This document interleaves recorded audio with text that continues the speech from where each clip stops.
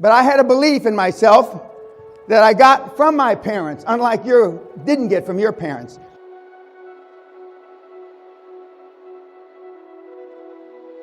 I know what high performance means to me.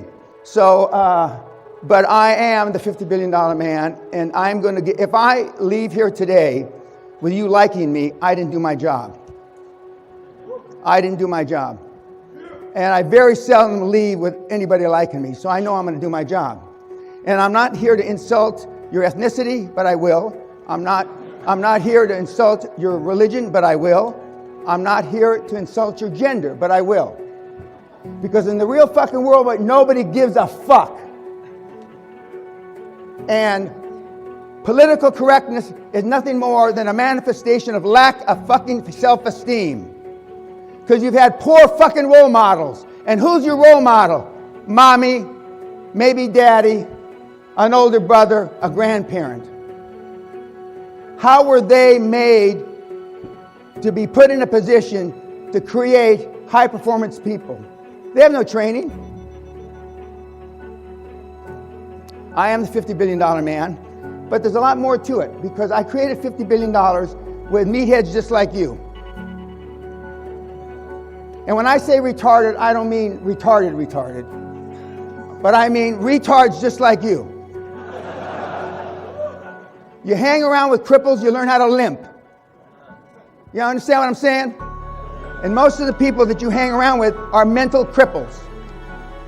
But I had a belief in myself that I got from my parents, unlike you didn't get from your parents, that I could do anything I wanted to do. And I was a very bad boy. I was a barrio bad boy. I'm from East Los Angeles, maybe 45 miles from here. Well, you can't say families without saying lies.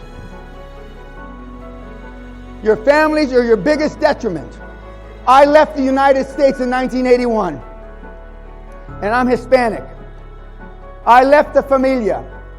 That's a big fucking deal. My relatives hated me. Some still hate me. I wasn't there. But I knew I could not achieve my goals from the barrio with a familia. Impossible. How much sacrifice are you willing to make to achieve your goals? I'm first generation Mexican. My mother and grandmother swam across the Rio Grande River illegally in 1924. I'm first generation. Okay? I've created more wealth in this country than any other Mexican. Strange times are those in which we live when old and young are taught falsehoods in school, and the person that dares to tell the truth is called a lunatic and a fool. I've been called this for 25 years. I'm an overnight success, 25 years in the making. 25 years in the making I've been doing this. But when I decided to give my first seminar in May 1993 at the Sheraton Hotel in downtown Los Angeles, I had 60 people show up, paid $1,000 a head, and I thought this was easy money for me to just get up and talk how I made a lot of money. I had no idea. I underestimated grossly how hard it would be to pull you sorry assholes across the goal line. Because I thought everybody had self-esteem like I did. I thought everybody had self-confidence like I did. I thought everybody's dad had a pair. I was fucking wrong. Virtually none of you have parents like that. My book, my tapes, everything, podcasts, webinars are all free on my website. About 10 years ago, I decided I went from the highest cost product online to zero because everybody complained, oh, it's too expensive. It only cost them 10 cents to make a DVD and he's charging us $800, which I was. And I said, well, fuck them.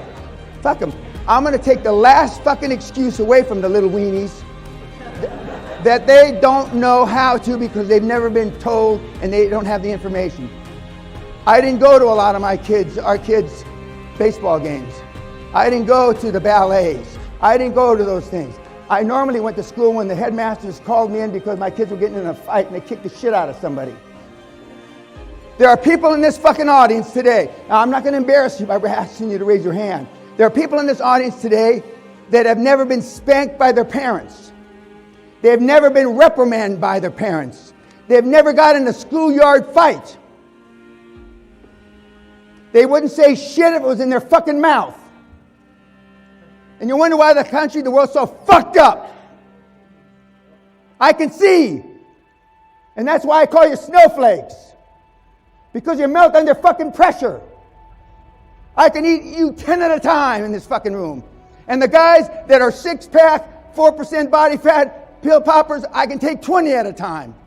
Most of the people that have made any money in this business have made money by putting asses on seminar seats, writing books, DVDs, podcasts, etc. There's very few of us. Yet you still listen to them.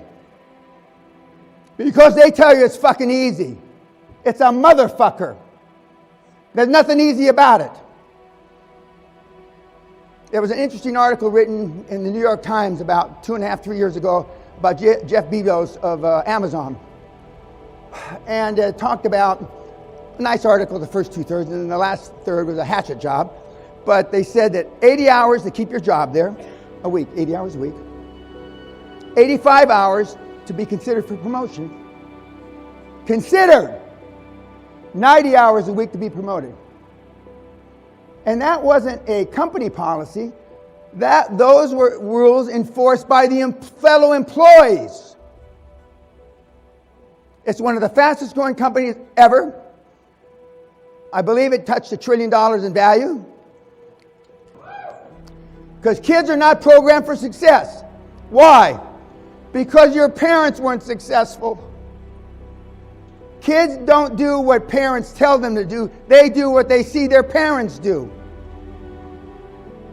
I still work 60, 70 hours a week, and I don't even consider it working, and I haven't had to work in 35 fucking years. But when my dad retired as an LAPD cop, 28 years, he had 700 statutory leave days he didn't take. Now, for those of you that can divide 28 into 700. He never took a fucking day off in 28 motherfucking years. In those days, you could get a check for it. Now you lose them after 1 year or 2 years or 3 years. So I had a father that never took a day off and worked like a fucking dog. I.e., what do? I don't take a day off and I work like a fucking dog. And what do?